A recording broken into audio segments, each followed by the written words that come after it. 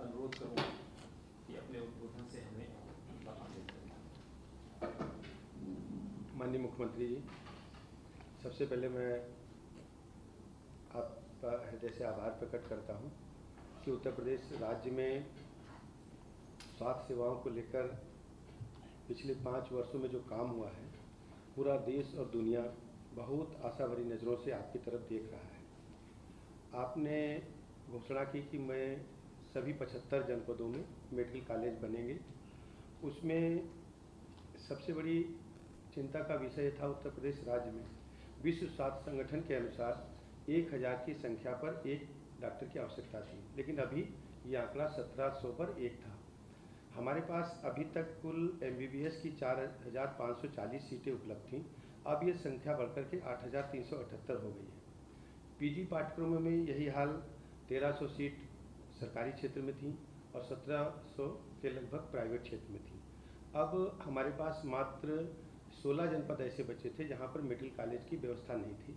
2 का MOU आज आपके मार्गदर्शन में आशीर्वाद से सफलतापूर्वक संपन्न हुआ है और जो शेष 14 जनपद बचे हैं उसमें भी हम शीघ्रता से इस कार्य को पूरा करेंगे और आपके मार्गदर्शन में, नेतृत्व में हम सब चिकित्सा शिक्षा विभाग को और जहां तक आपका मतलब आदेश होगा उसको हर संभव प्रयत्न करके हम सब लोग पूरी टीम भावना के साथ लगकर पूरा करेंगे।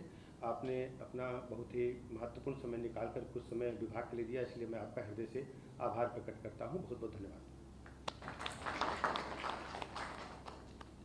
माननीय मुख्यमंत्री जी का मार्गदर्शन और गाइडेंस हमें लगातार चिकित्सा शिक्षा विभाग में प्राप्त होता है। उससे बहुत सारी हमारे विभाग की समस्याएं पिछले कुछ सालों में पिछले कुछ समय में हमने समाधान किया है। इस कार्यक्रम को आगे बढ़ाते हुए अब मैं माननीय मुख्यमंत्री जी से निवेदन करूंगा कि अपने आशीर्वचनों से हमारा मार्गदर्शन करें। प्रदेश सरकार में मेरे वरिष्ठ सहयोगी उप मुख्यमंत्री श्री ब्रजेश पाठक जी, चिकित्सा शिक्षा विभाग के प्रमुख सचिव श्री आलोक कुमार जी, हमारे सभी प्रशासनिक अधिकारीगण, आज के इस कार्यक्रम में उत्तर प्रदेश में PPP मोड पर भी मेडिकल कॉलेज की स्थापना हो सकती है। उत्तर प्रदेश की 2 प्रतिष्ठित संस्थाएं, शांति फाउंडेशन महाराजगंज और सिद्धि विनायक संस्था बरेली, दोनों ने 2 जनपदों में PPP मोड पर राज्य सरकार की नीति के अंतर्गत मेडिकल कॉलेज स्थापना के कार्यक्रम को आगे बढ़ाया है और इस अवसर पर राज्य शासन के साथ उनका MOU अभी संपन्न हुआ है। मैं इसके लिए वासंतिक नवरात्रि के इस पावन अवसर पर दोनों संस्थाओं को हृदय से बधाई देता हूं और चिकित्सा शिक्षा विभाग को इस कार्यक्रम को समयबद्ध ढंग से आगे बढ़ाने के लिए हृदय से धन्यवाद भी देता हूं। उत्तर प्रदेश जैसे राज्य में हेल्थ इंफ्रास्ट्रक्चर 2017 के पहले एक सपना था, सबसे खराब स्थिति थी और आज उत्तर प्रदेश देश के अंदर सबसे अधिक मेडिकल कॉलेज वाला राज्य बन चुका है। यह संभव हो पाया है इस देश के यशस्वी प्रधानमंत्री श्री नरेंद्र मोदी जी के मार्गदर्शन में, उनकी प्रेरणा से।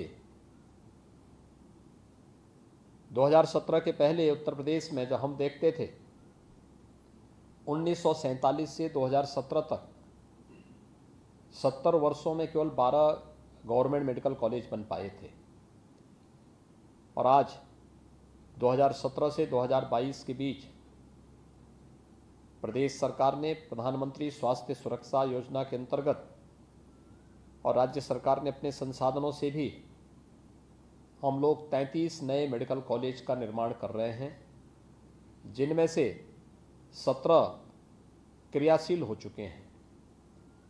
16 पर हमारा कार्य चल रहा है और अगले सत्र में हम लोगों का प्रयास होगा कि हम उन पर भी प्रवेश की प्रक्रिया को आगे बढ़ाएं। 2 एम्स का निर्माण उत्तर प्रदेश में हुआ।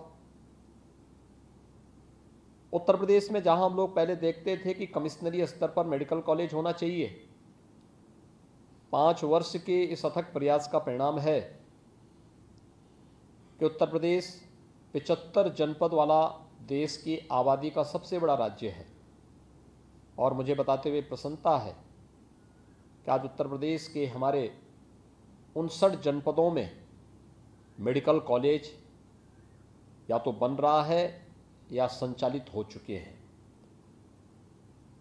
जो 16 जनपद थे जहां पर हमारे सार्वजनिक क्षेत्र के या निजी क्षेत्र का कोई मेडिकल कॉलेज नहीं था, उन्हें पीपीपी मोड पर लेने के लिए हम लोगों ने एक पॉलिसी राज्य शासन ने बनाई। लेकिन विगत 2 वर्ष से हम सब जानते हैं कोरोना महामारी के कारण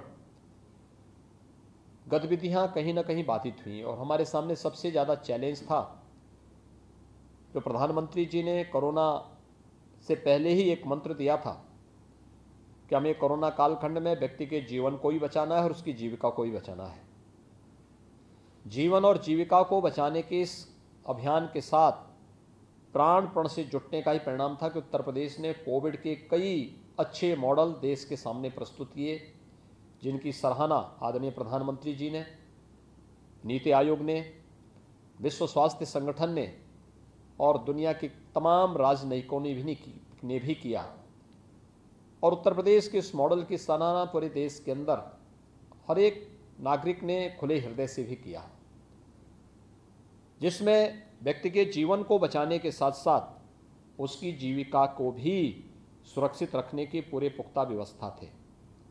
अपने सफल मॉडल के बाद हमने इस पॉलिसी को आगे बढ़ाया है। जो हमारे 16 जनपद थे जहां पर निजी क्षेत्र में भी राज्य सरकार और निजी क्षेत्र मिलकर के मेडिकल कॉलेज के निर्माण की प्रक्रिया को आगे बढ़ाएंगे और पीपीपी मोड पर आज हमारे 2 जनपद मेडिकल कॉलेज निर्माण की दिशा में आगे बढ़े हैं।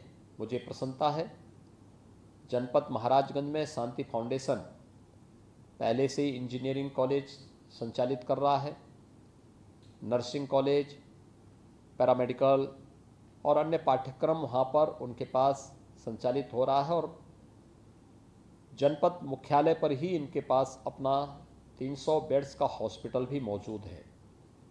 अत्याधुनिक सुविधाओं से युक्त हॉस्पिटल है, क्योंकि महाराजगंज जनपद में मुझे जाने का अक्सर अवसर मिलता रहा है और वहाँ पर ये सुविधा इनके पास होने के नाते, और पिछली बार हम लोगों ने पूर्वी उत्तर प्रदेश की जो एक महामारी थी जो 40 वर्षों से वहाँ के नाबालिग बच्चों को, मासूम बच्चों को निगल रही थी, इंसेफ्लाइटिस के खिलाफ एक अभियान को भी मैंने वहाँ से इन्हीं के संस्थान से प्रारंभ भी किया था। और मुझे प्रसन्नता है कि शांति फाउंडेशन जनपद महाराजगंज में मेडिकल कॉलेज निर्माण की प्रक्रिया के साथ जुड़ रहा है और आज राज्य सरकार के साथ उनका एक MOU यहाँ पर साइन हुआ है। मैं विश्वास व्यक्त करता हूँ कि जल्दी ही अपना मेडिकल कॉलेज के निर्माण की प्रक्रिया को पूरा करके जो बेसिक इंफ्रास्ट्रक्चर है, 330 बेड्स का हॉस्पिटल और अन्य सुविधाएं, उन सभी को यथासमय इसको पूरा करते हुए 2024 में एडमिशन की प्रक्रिया मेडिकल कॉलेज में प्रारंभ हो, इस प्रक्रिया के साथ ये जुड़ेंगे। ऐसे सिद्धिविनायक फाउंडेशन ने भी बरेली में अपना अच्छा, इस फील्ड में उनके पास एक अच्छा अनुभव है, शिक्षा के क्षेत्र में, इंजीनियरिंग के क्षेत्र में, प्रबंधन के क्षेत्र में, हॉस्पिटल्स बरेली में भी और चंदौसी संबल में भी उनके द्वारा संचालित हो रहे हैं। यह अनुभव बहुत महत्वपूर्ण होता है, क्योंकि बना देना आसान है लेकिन उसको संचालित कैसे करना है ये भी अपने आप में एक कला है, एक प्रबंधन है। इस बेहतरीन प्रबंधन के साथ जो जुड़ेगा वही सफल हो सकता है और उस सफल मॉडल के लिए ही आज यहाँ पर संभल जैसे जनपद में मेडिकल कॉलेज की स्थापना हो। मुझे लगता है संभल की आबादी भी लगभग 22 से 25 लाख की है और उस जनपद में भी कोई मेडिकल कॉलेज नहीं है। 100 बेड्स का हॉस्पिटल ये चैरिटेबल संस्था पहले से ही वहाँ पर संचालित कर रही है और मुझे विश्वास है कि उस इंफ्रास्ट्रक्चर को तेज़ी के साथ आगे बढ़ाते हुए हम लोग समयबद्ध ढंग से वहाँ पर राज्य शासन के साथ जो MOU आपके हो रहे हैं उन शर्तों का पालन करते हुए, नेशनल मेडिकल कमीशन की शर्तों को पूरा करते हुए हम 330 बेड्स का हॉस्पिटल बना करके तैयार करें, जिससे नेक्स्ट सेशन में आप अपनी क्लास वहाँ पर संचालित करने का कार्य 2024 से प्रारंभ कर सकें। इस प्रक्रिया के साथ आज जुड़ करके आज ये MOU यहाँ पर हो रहा है। मुझे विश्वास है कि जैसे आज इन 2 संस्थाओं के साथ पूरे पारदर्शी तरीके के साथ ये MOU के कार्य यहाँ संपादित हो रहे हैं, ऐसे शेष अन्य 14 जनपदों में भी एक मेडिकल कॉलेज जो हेल्थ इंफ्रास्ट्रक्चर की स्ट्रेंथनिंग में बड़ी भूमिका का निर्वहन करेंगे, उसको हम आगे बढ़ाने का कार्य करेंगे। मैं एक बार फिर से राज्य सरकार की ओर से चिकित्सा शिक्षा विभाग ने हेल्थ इंफ्रास्ट्रक्चर को और बेहतर करने के लिए आज 2 संस्थाओं के साथ जो MOU किया है, ये संस्थाएं समयबद्ध तरीके से अपने कार्यक्रम को आगे बढ़ा करके शासन की नीति का लाभ लेंगे और मेडिकल एजुकेशन को और हेल्थ इंफ्रास्ट्रक्चर को बढ़ाने में अपना योगदान देंगे। मैं आप सबके प्रति हृदय से बधाई देता हूं, अपनी शुभकामनाएं देता हूं और विश्वास व्यक्त करता हूं कि हम समयबद्ध ढंग से इस पूरे कार्यक्रम को आगे बढ़ाने का कार्य करेंगे। आप सबके प्रति मेरी शुभकामनाएं। धन्यवाद। जय हिंद।